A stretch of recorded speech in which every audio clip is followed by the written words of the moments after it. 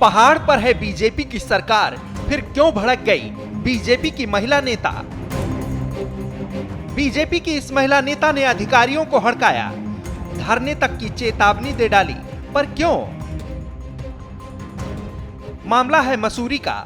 BJP महिला नेता का नाम है गीता कुमाई।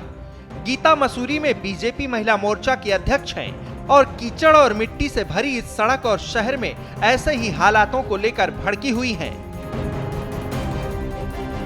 मसूरी बीजेपी की महिला मोर्चा अध्यक्ष गीता कुमाई का गुस्सा जल निगम के कामकाज को लेकर है। गीता आरोप लगा रही हैं कि जल निगम और उसके ठेकेदार शहर में ठीक तरीके से काम नहीं कर रहे हैं। गीता के मुताबिक पानी और सीवर की लाइन बिछाने के लिए जगह जगह खुदाई तक कर दी गई, काम भी हुआ, पर इसके बाद सड़क को गंदगी के बीच ही छोड़ दिया गया। आरोप है कि जल निगम के अधिकारियों को अब इस ओर देखने की भी फुर्सत नहीं है। ये मसूरी की कैमल बैक रोड है। यहाँ पर भी कई दिन से समस्याओं का अंबार है। सीवर की पाइपलाइन बिछाने का काम ठेकेदारों के जरिए कराया जा रहा था। गीता कह रही हैं कि उनकी सरकार जनता के लिए योजनाएं चला रही है, पर अफसर हैं कि योजनाओं में पलीता लगा रहे हैं। की व्यवस्था के नाम पे आप देख सकते हैं कि क्या हालत है कैमल बैक रोड की। इससे पहले भी ये जो है काम जल निगम द्वारा किया जा रहा है, सीवर लाइन बिछ रही है। किसी भी काम को करने का एक तरीका होता है। मैं हमेशा से कहती हूँ कि पैच वर्क में काम करें। जब हम काम करें तो कहीं पे भी पानी की लाइन नहीं टूटनी चाहिए, बिजली की व्यवस्था भंग नहीं होनी चाहिए। कोई भी किसी भी विभाग का अधिकारी यहाँ पे साथ में नहीं है। सीवर लाइन हमारी चौक होगी, ये मलवागर जाएगा। टूरिस्ट आता है, आप देख सकते हैं यहीं पे रेजिडेंशियल एरिया भी है और कमर्शियल प्रॉपर्टीज भी है। टूरिस्ट भी आते जाते हैं, तो क्या मैसेज लेके जाएंगे पहाड़ों की रानी मसूरी के लिए? तो बहुत ही गलत तरीके से काम हो रहा है, जिसकी मैं कड़ी निंदा करती हूँ। और मुझे लगता है कि व्यवस्था के तरीके से, अच्छे तरीके से काम करना चाहिए।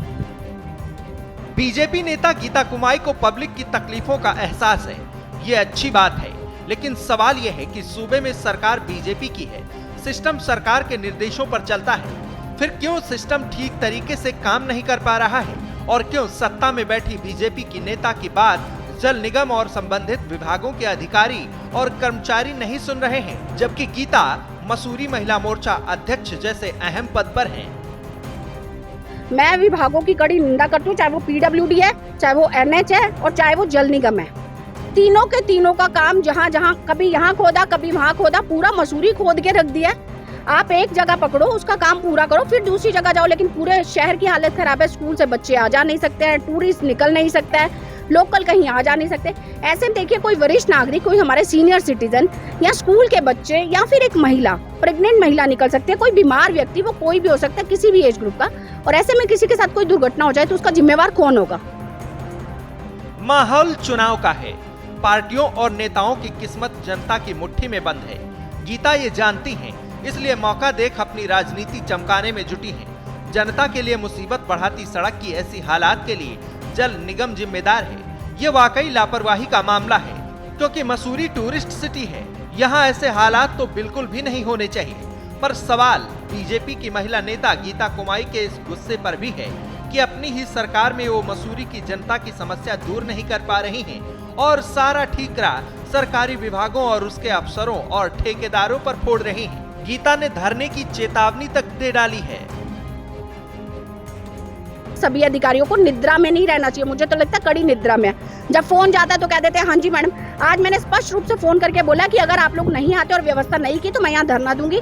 तो यहाँ पे आई गेस ठेकेदार को भेज दिया गया है, लेकिन अभी भी विभाग से कोई नहीं पहुंचा।